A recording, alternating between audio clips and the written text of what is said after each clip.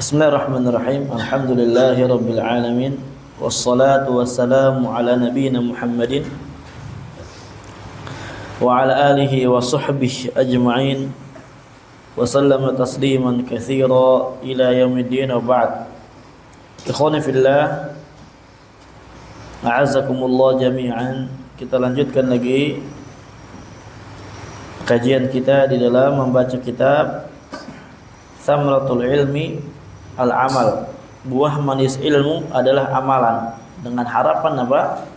Kita bisa termotivasi untuk mengamalkan ilmu yang telah kita kaji.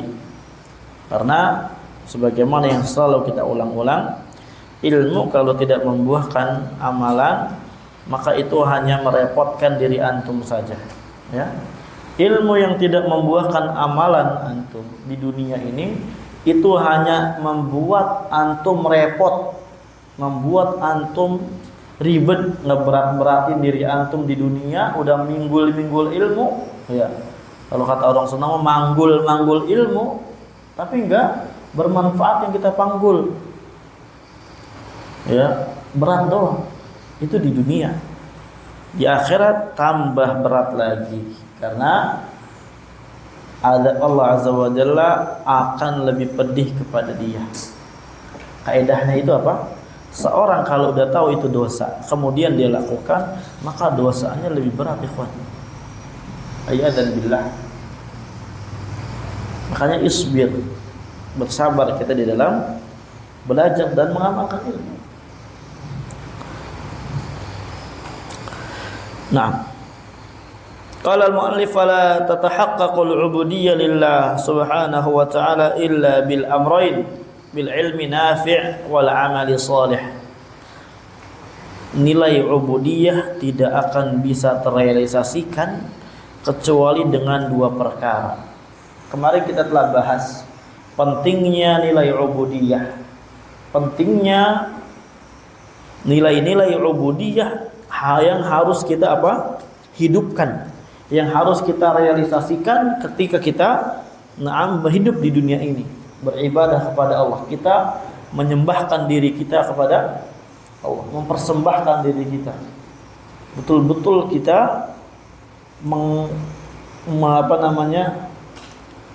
menyangka, ya, dan kita selalu rasakan dan kita akui kita itu adalah orang yang adalah budaknya Allah Azza wa Jalla. Harus kita realisasikan itu semua. Kita betul-betul di hati kita berpikir bagaimana selalu bergantung kepada Allah, bagaimana ini dan itu. Ini nanti nilai ubudiyah sebenarnya lebih rinci dalam kitab Al-Ubudiyah, ya. Itu sangat penting dibaca.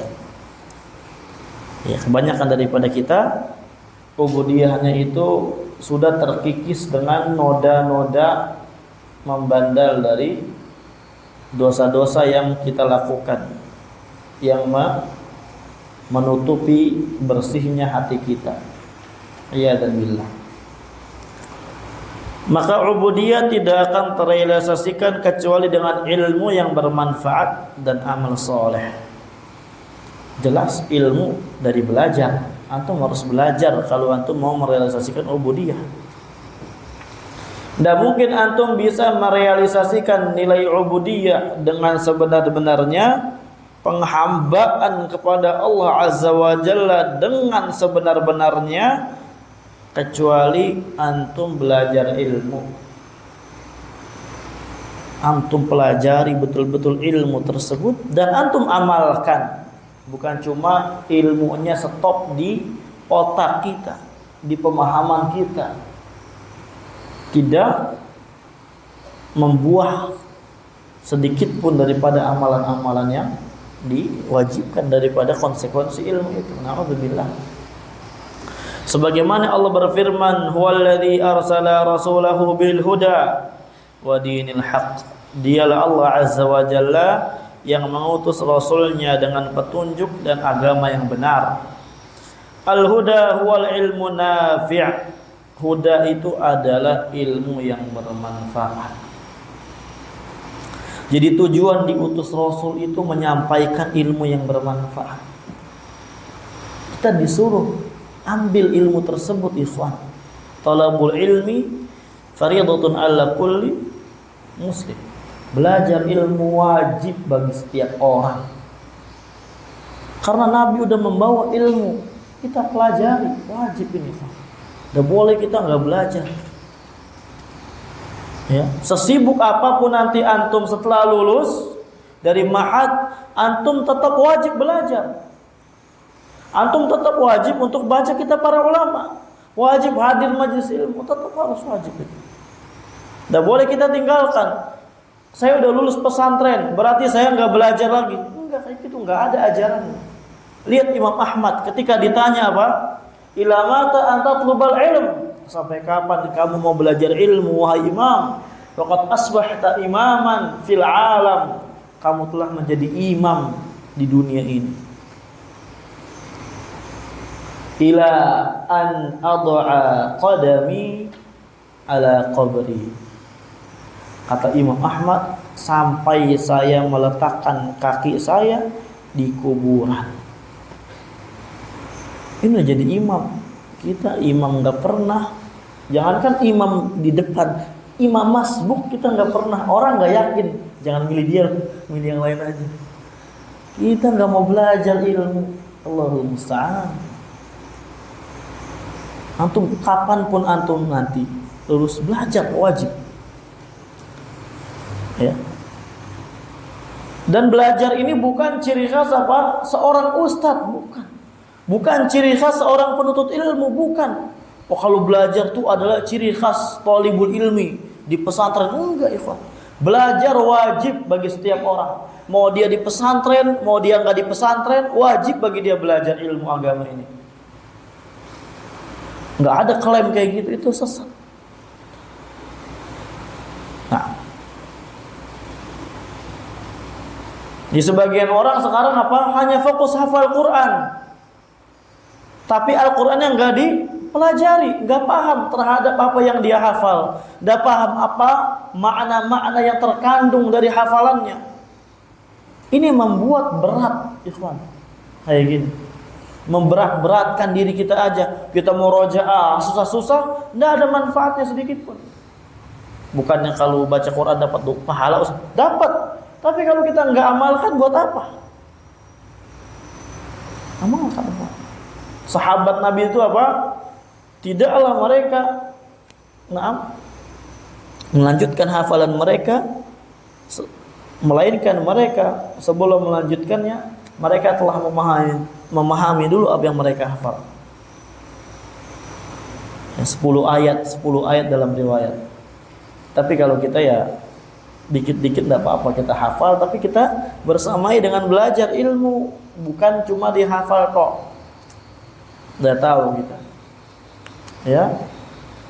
Kamatsalil himari yahmilu asfara, sebagaimana keledai yang membawa buku-buku yang besar. Tapi enggak tahu tuh keledai itu buku buat apa. Enggak manfaat buat dirinya, cuma memberatkan dia doang, membebaninya dia doang. Na'udzubillah. Ilmu nafi'.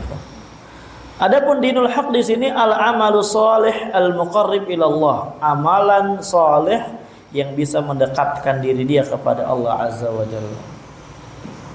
Fa hadzal ladzi bu'itsa bihi nabiyuna alaihi salatu wasalam wa bu'itsa bihi jami'un nabiyyin, dan ini adalah perkara yang dengannya nabi kita sallallahu alaihi wasallam dan seluruh para nabi diutus oleh Allah Azza wa Jalla. Dengan itu, dengan ilmu dan amal soleh.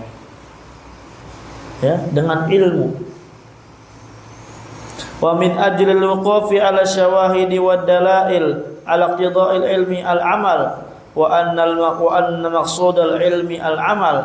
Adhkuru fi hadzal babi niqatan adidatan tajliyatan li hadzal amr. Dan dalam rangka untuk memahami tujuannya untuk membahas, melihat, meneliti syawahid-syawahid yang ada dan dalil-dalil yang ada yang menunjukkan konsekuensi ilmu adalah amalan, yang menunjukkan maksud daripada belajar ilmu adalah beramal, kata Syekh, saya akan menyebutkan di dalam bab ini poin-poin yang beragam yang menjelaskan tentang perkara ini. Tentang perkara apa? Syawahid dan dalil yang menunjukkan apa? Ilmu itu harus diamalkan. Belajar ilmu itu harus wajib kita mengamalkan. Sekali lagi, ilmu itu wasilah, ikhwan. Ilmu itu cuma apa? Wasilah. Percuma antum banyak ilmu kalau nggak ada amalan, percuma. Percuma ilmu antum banyak tapi keadaan antum apa? Memprihatinkan. Hati kita gersang. Maksiat kita lancar, percuma. Mayan fash, tidak bermanfaat.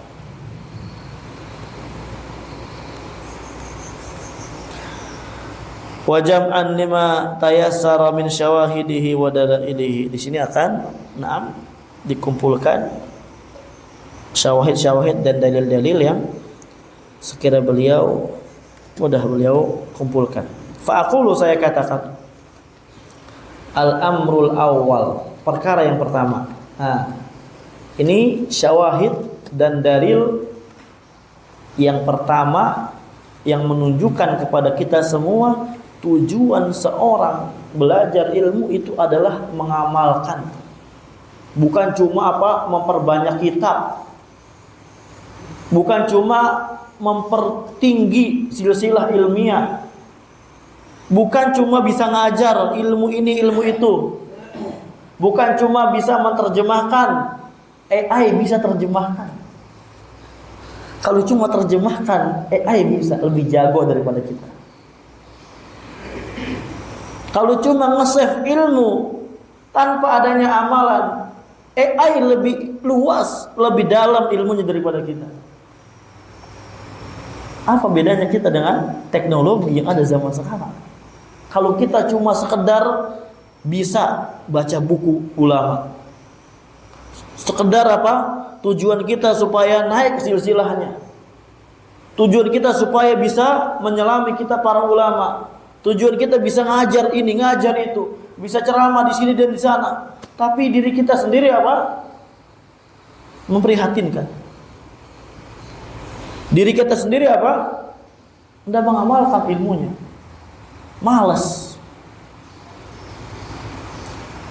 Diri kita sendiri ketika dinasihati nggak mau, diajak ke kebenaran nggak mau,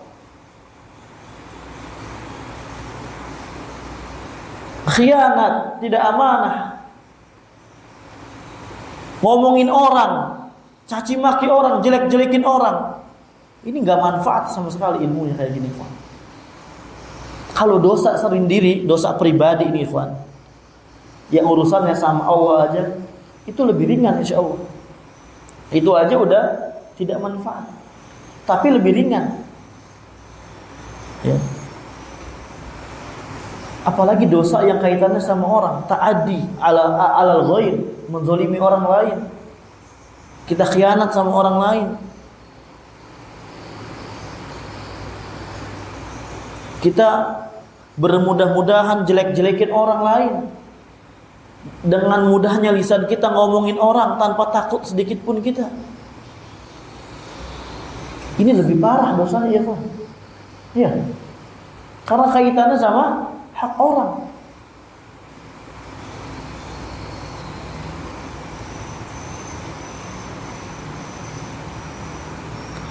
Makanya kata Al-Imam Ibnu Qayyim rahimahullah di dalam menjelaskan ayat dari Al-Qur'anul Karim, qul innama harrama rabbiyal fawahish. Di sini kata beliau ayat ini itu sedang menjelaskan runtutan dosa-dosa dari terkecil sampai yang terbesar.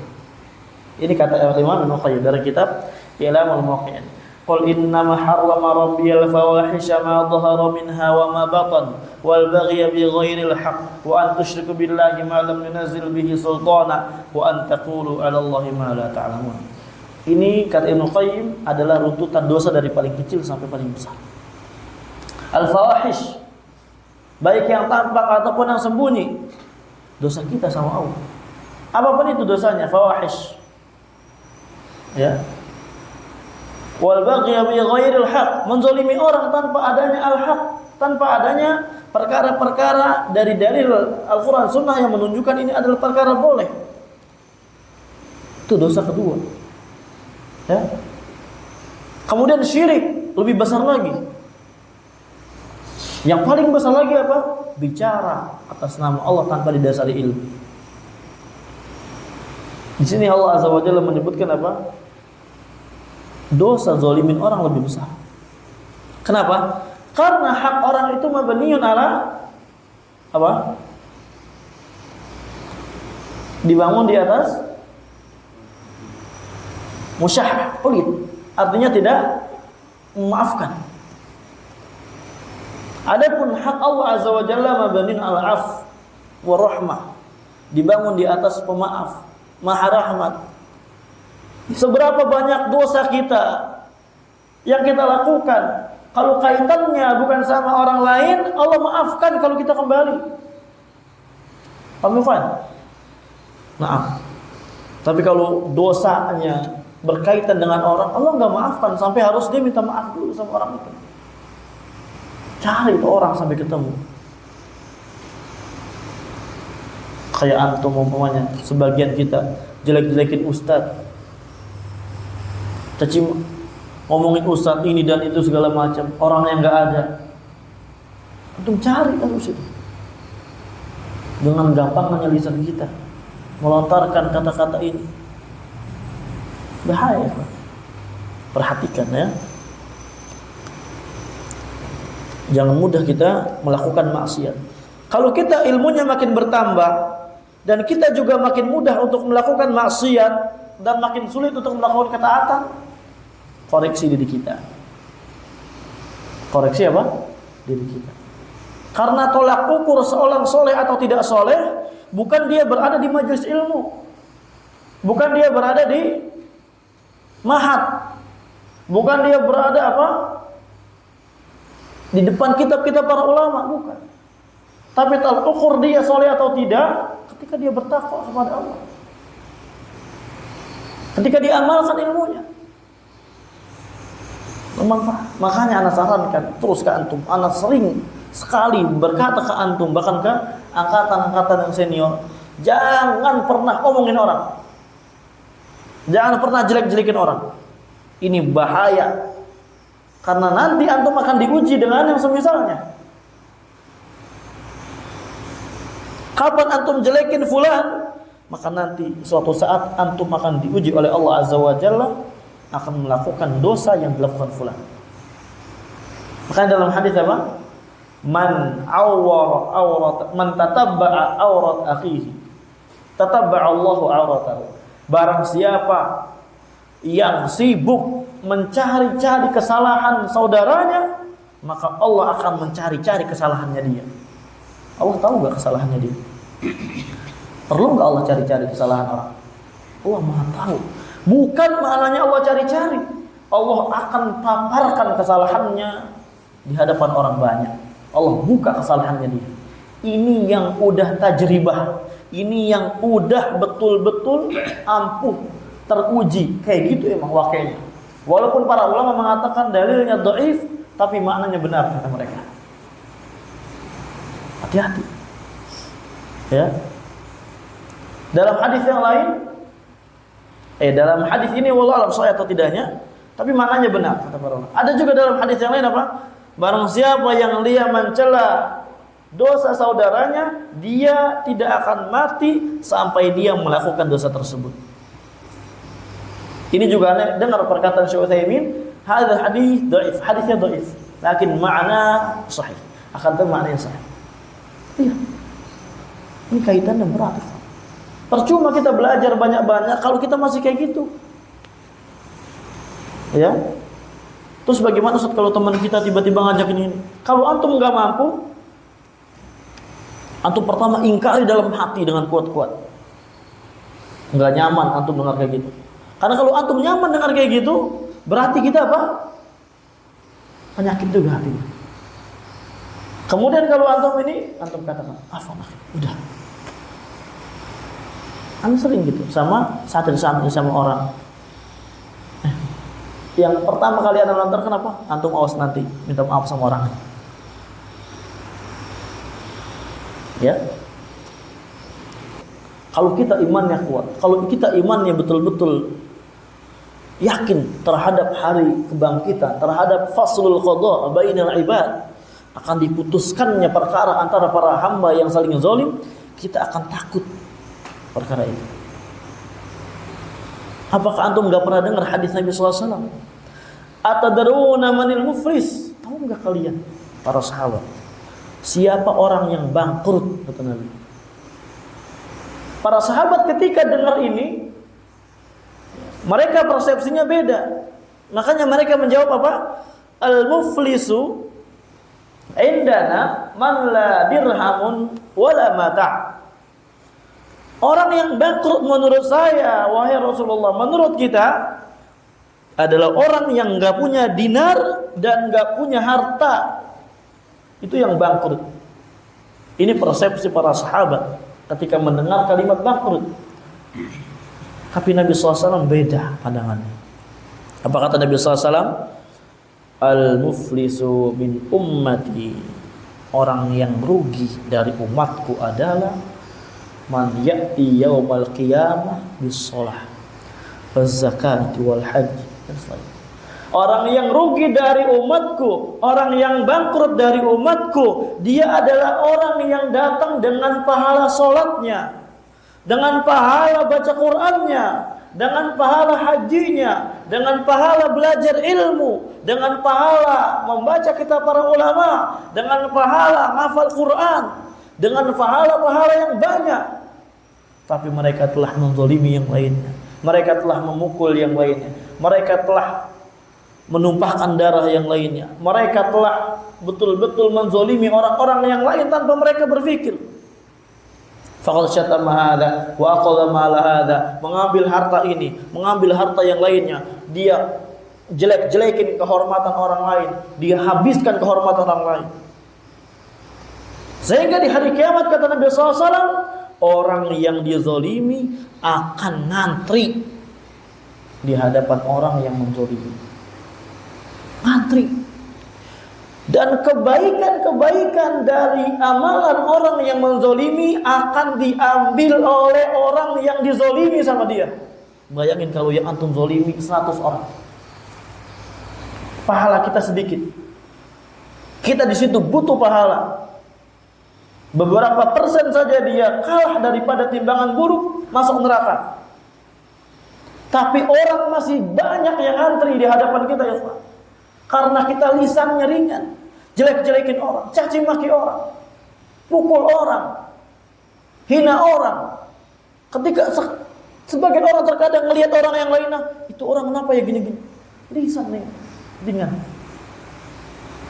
Kemudian setelah kebaikannya diambil daripada orang-orang yang menzalimi, yang dizalimi, kemudian kebaikannya habis, maka keburukan-keburukan orang yang pernah dia zalimi di dunia akan dilemparkan, diambil kepada dia yang menzaliminya.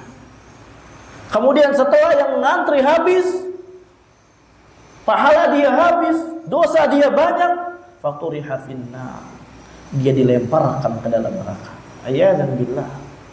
Jadi orang yang bangkrut, yang rugi di hari kiamat itu bukan yang enggak sholat, bukan yang enggak ngaji, bukan yang enggak belajar, bukan yang enggak haji, bukan yang enggak, semua mereka ibadah. Na'udzubillah. Apakah antum rela duit antum, kiriman orang tua sebulan sekali antum berikan ke teman antum? Antum dikirim uang sebulan 2 juta, antum rela enggak bagi ke teman antum semuanya? Enggak rela. Antum rela enggak bagi ke orang yang antum benci uang itu? Rela enggak? Enggak akan rela. Jangankan ke orang yang kita benci, orang yang kita sukai, orang dekat sama kita. Kalau kita kasih uang semua setiap bulan 2 juta, semuanya habis dari uang kita, rela enggak? Enggak bakal rela. Tapi anehnya dari kita apa? Sangat rela membagi-bagi pahala kepada orang-orang yang kita benci. Aneh gitu tuh. Bagiin duit ke orang enggak rela. Apalagi ke orang yang dibenci, tapi pahala kepada orang yang dibenci dibagiin, kepada orang lain dibagiin. Apa faedahnya ini? Daripada kita belajar ilmu kalau kita masih kayak gitu ya Pak. Apa faedah? Maka anak katakan tidak ada faedah. Terus bagaimana gak usah belajar? Bukan gak usah belajarnya yang dirubah. Konsep bagaimana kita beramal dengan ilmu yang kita rubah, pola pikir kita dirubah. Ya.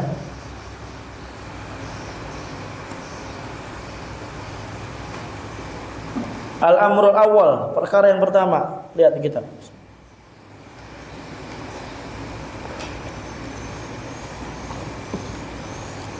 Al-ilmu wal amal maqsudul khalqi.